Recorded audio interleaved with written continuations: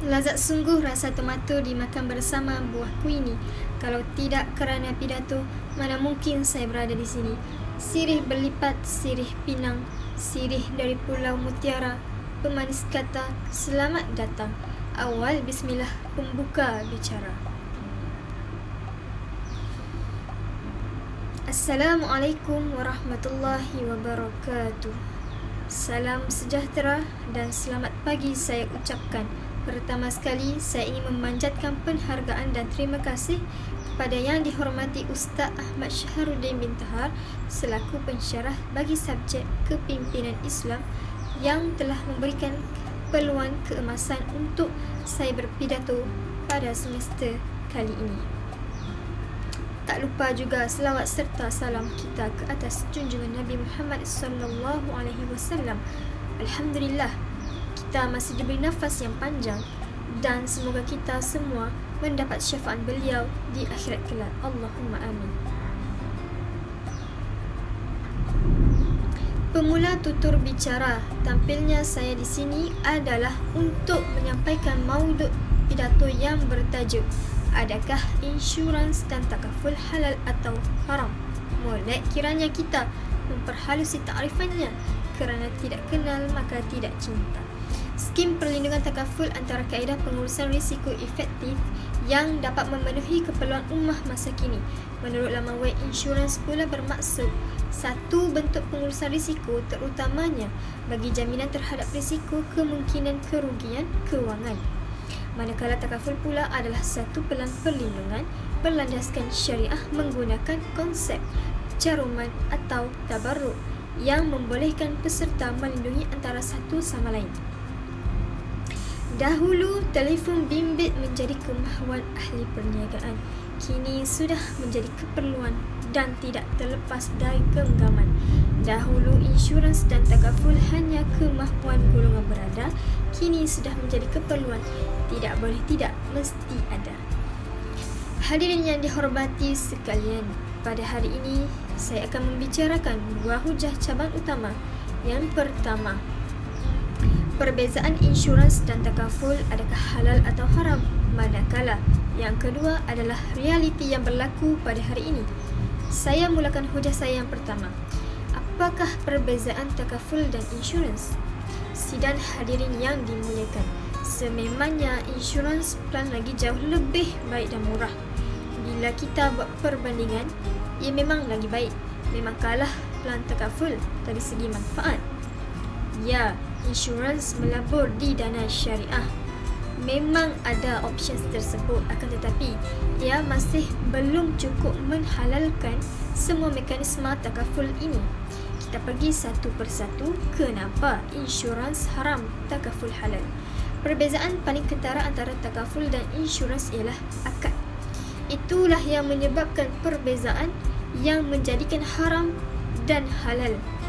Akad insurans ialah jual beli, di mana ada peserta ialah pembeli. Manakala syarikat insurans ialah penjual. Apa isunya? Okey, sidang hadirin yang dikasihi sekalian. Apabila akad jual beli, contoh peserta iaitu kita bayar RM250 sebulan kepada syarikat insurans. Syarikat insurans pula akan dijanjikan untuk memberikan kepada kita iaitu RM1 juta apabila kita meninggal dunia nanti. Persoalannya, bilakah syarikat insurans itu akan bayar? Kita tak tahu bila tarikh kita meninggalkan.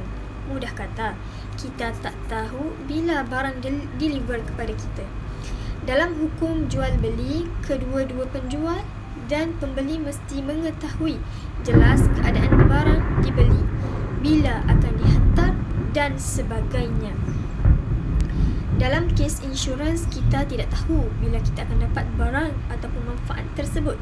Dengan sebab inilah insurans diharamkan, sebab ada unsur gharar iaitu ketidakkepastian. Allah Subhanahu wa taala telah berfirman, A'udzubillahi minasyaitonirrajim. Bismillahirrahmanirrahim. Ya ayyuhallazina amanu taqullaha wa zaru ma baqiya minar riba in kuntum mu'minin. Fa in lam taf'alu fa'zanu biharbin minallah wa rasulih wa in tubtum falakum ru'usu amwalikum la tazlimuna wa la tuzlamun. maksudnya, hai orang-orang yang beriman, bertakwalah pada Allah dan tinggalkan sisa riba jika kamu orang-orang yang beriman. Maka jika kamu tidak melaksanakan apa yang diperintahkan ini, maka ketahuilah bahawa akan terjadi perang dahsyat dari Allah dan Rasulnya. Dan jika kamu bertaubat, maka bagi kamu pokok harta kamu. Kamu tidak dianiaya dan tidak pula dianiaya. Malah peserta juga dijamin dengan konsep patuh syariah berbeza dengan insurans, iaitu tidak mengandungi riba, gharar, ketidakpastian dan maisir, iaitu judi, sekaligus menguntungkan duniawi dan ukhrawi. Dengan menyertai pelan perlindungan takaful, individu sebenarnya menyertai sistem tabungan berkumpulan untuk jangka masa yang panjang.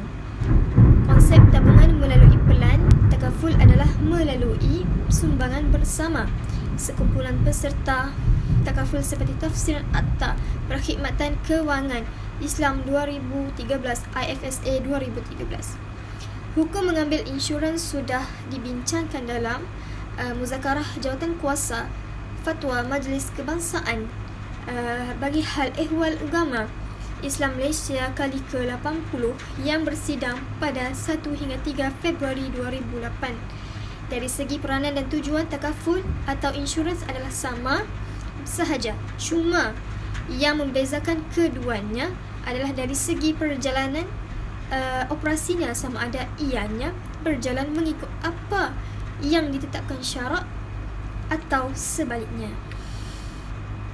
Takaful adalah satu kemudahan yang bersangkut paut dengan pelan perlindungan berdasarkan prinsip syariah, atau dalam bahasa mudahnya takaful ini adalah Islamic insurance yang diperkenalkan sebagai alternatif kepada orang Islam untuk memilih skim perlindungan insurans yang mengikut garis-garis yang mematuhi hukum syarak sepenuhnya. Bagi memastikan segala operasi takaful mematuhi prinsip syarak sepenuhnya, takaful akan dikawal selia oleh satu badan yang berautoriti yang dipanggil Majlis Pengawasan Syariah. Hadirin yang budiman, kini meniti huda saya yang kedua yang akan membicarakan tentang realiti yang berlaku pada hari ini. Pada tanggal 3 Januari 2016, terpampang di muka akhbar The Star, jumlah perlindungan rakyat Malaysia masih tidak cukup. Jika kita telitikan kandungannya, perlindungan hayat rakyat Malaysia hanya 40,000 sahaja, lebih murah daripada kereta Proton Saga, yang membuktikan rakyat Malaysia lebih sayangkan harta berbanding nyawa. Namun apa yang kita kesali pada hari ini, mereka tidak pernah memperuntukkan lebihan mereka demi membeli naskah polisi dan kadar penebusan pasaran bagi insurans dan takaful masing-masing hanyalah 50 dan 14% yang menunjukkan bahawa masih ramai lagi rakyat Malaysia yang tidak mempunyai perlindungan.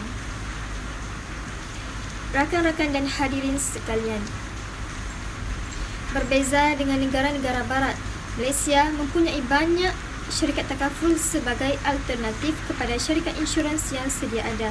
Secara asalnya, wajib seseorang Muslim untuk berusaha meneliti dan mencari sedaya syarikat takaful yang boleh memberi perlindungan kereta kepadanya. Namun begitu sekiranya selepas segala usaha sudah dibuat dan ternyata tiada syarikat takaful yang boleh mengambil tanggungjawab tersebut, maka dalam situasi sebegini dibenarkan untuk mengambil insurans sehinggalah sampai satu tempoh wujud syarikat takaful atau seumpamanya yang memberikan tawaran sebegitu. Hadirin sekalian, kesimpulannya, perbahasan di atas menunjukkan bahawa syariat Islam memberikan kemudahan, yakni al-taisir kepada umatnya dalam melaksanakan ibadah serta menjalani kehidupan harian. Kemudahan tersebut berperanan sebagai jalan keluar daripada sebaran kesukaran yang menimpa diri seseorang dalam keadaan yang tidak diduga.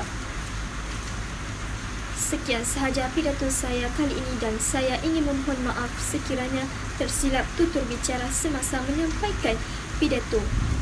Rumah kecil tiangnya 1,000, rumah besar tiangnya sebatang. Insurans dan takaful sememangnya perlu demi menggalas cabaran yang mendatang. Sekian, terima kasih. Wabillahi taufiq wal hidayah. Assalamualaikum warahmatullahi wabarakatuh.